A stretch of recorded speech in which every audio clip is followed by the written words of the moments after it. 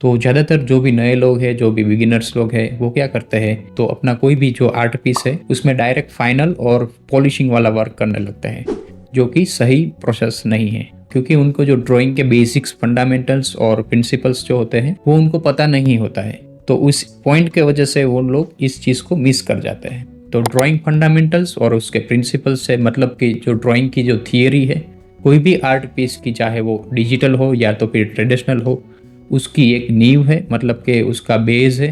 अगर आपका बेस कच्चा होगा तो आपने जितना भी फिनिशिंग किया होगा या तो फिर डिटेलिंग किया होगा आर्ट वर्क में, वो सही नहीं दिखेगा। सो उसके लिए पहले हमको ड्राइंग के जो बेसिक्स, फंडामेंटल्स है, उसके जो प्रिंसिपल्स है, उसके बारे में अच्छा सा नॉलेज होना चाहिए। जब भी हम इस नॉलेज को गेन करेंगे और डेली बेसिस पे इसको प्रैक्टिस करेंगे, तब जाके हम हमारा आउटपुट और बेटर दिखा सकते हैं। तो इस चीज को समझने के लिए मेरे पास एक बेस्ट एग्जांपल है, जो कि है हमारा घर। घर का जो बेस है, मतलब कि जो उसकी नींव है, तो वो बहुत मजबूत होती है, राइट। तो वो स्ट्रॉन्ग होने के कारण हमारा जो घर के ऊपर का जो स्ट्रक्चर है, तो वो स्ट्रॉन्ग होगा, राइट। तो इस एग्जाम्पल से आप समझ सकते हैं कि ड्राइंग के जो फंडामेंटल्स है, जो भी उसका नॉलेज है बेसिक ड्राइंग के, वो कितना जरूरी है। तो आज हम पूरे जो फंडामेंटल्स है वो उसका लिस्ट देखेंगे और उसमें से जो फर्स्ट पॉइंट है उसके बारे में डिस्कस करेंगे। ये जो लिस्ट है वो पूरे लिस्ट का आपको एक्सरसाइज करना है, राइट। मतलब कि ये एक वार्म अप है। आपका जो सोचने का जो तरीका है, आपके जो हैंड की जो स्ट्रेंथ है, वो बढ़ाने के लिए ये चीज अप्लाई होती है। तो आइए देखते हैं पूरा लिस्ट। तो कोई भी आर्ट हो, चाहे वो डिजिटल हो या तो फिर ट्रेडिशनली हो, उसको मैं दो पार्ट में डिवाइड करता हूँ। एक तो है ड्राइंग, दूसरा है पेंटिंग। तो ड्राइंग वाला जो पार्ट है उसमें हमको 75% हमको काम करना पड़ेगा, और जो पेंटिंग वाला पार्ट है उसमें हमको 25% काम करना पड़ेगा, राइट। मतलब कि उतना टाइम और एफर्ट हमको वो चीज में डालना है। तो बेसिक फंडामेंटल्स और प्रिंसिपल्स में सबसे पहला पॉइंट है how to develop your observation skills. आप अपने जो ऑब्जर्व करने की जो स्किल है उसको डेवलप करना पड़ेगा पहले।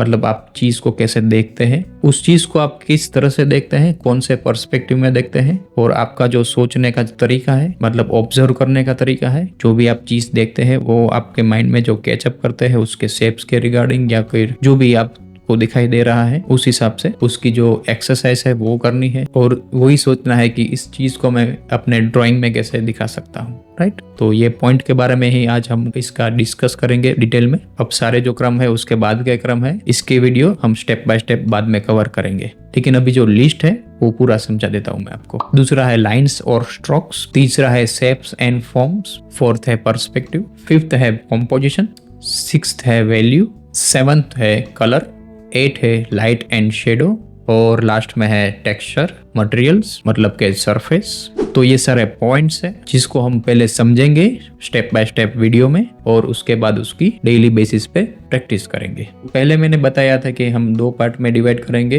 ड्राइंग का जो पार्ट है वो 75% रहेगा, और जो पेंटिंग का पार्ट है वो 25% रहेगा। तो ड्राइंग का लिस्ट देख लेते हैं पहले। तो ड्राइंग में है observations, lines, shape and forms, perspective and compositions. Painting में है value, colour, light and shadow, and last में टेक्सचर एंड मटेरियल्स मतलब के सरफेस। तो सबसे पहले आज हम समझेंगे पहला पॉइंट, जो कि है ऑब्जर्वेशंस। तो बेसिकली ये एक आपकी ब्रेन की एक्सरसाइज है जो आपको डेली बेसिस पे करनी है। तो कोई भी ड्राइंग बनाना है आपको, तो सबसे पहले चीज तो ये सोचनी पड़ेगी कि ड्राइंग को देख के बनाना है या तो फिर इमेजिनेशन से बनाना है। अगर देख के बनाना है तो आपके सामने जो वो चीज रखी है उसको आप ऑब्जर्व करोगे, उसका शेप कौन सा है, वो डायमेंशन में कितना दिखता है, उसमें कौन सा कलर है, लाइट एंड शेडो कहाँ से आ रहा है, ये सब पॉइंट।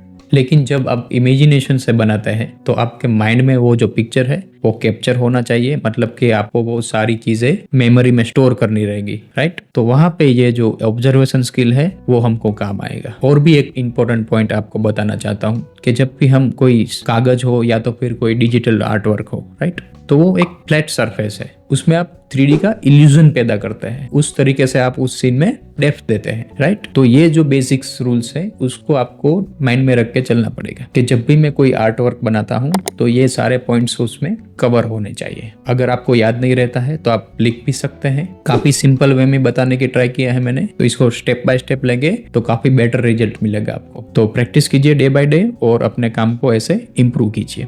तो आइए समझते हैं कुछ रेफरेंस के साथ कि आपको ऑब्जर्वेशन कैसे करना है हर चीज को। तो यहाँ पे है फर्स्ट ऑप्शन, जिसको आप में दिखाई देगा एक ऑब्जेक्ट है, उसमें आपको फर्स्ट पहले देखना है कि उसका मेन शेप कौन सा दिख रहा है आपको। तो मुझे दिख रहा है ये वाला शेप, तो ये वाला शेप मैंने पहले ड्रॉ कर दिया। तो अभी डायमेंशन के लिए नहीं सोचना है कि ये कौन से डायमेंशन में हमको दिखेगा, अभी आपको सिर्फ स्टैटिक ही सोचना है। उसके बाद है ये पोर्ट्रेट, उसके बाद है ये एक दूसरा एग्जाम्पल। सो इसमें भी मैंने जो उसके जो मेन शेप है वो कैप्चर करने की ट्राई किया। उसके बाद है ये स्ट्रक्चर, तो इस स्ट्रक्चर का मेन शेप कौन सा है वो मैंने कैप्चर करने का ट्राई किया।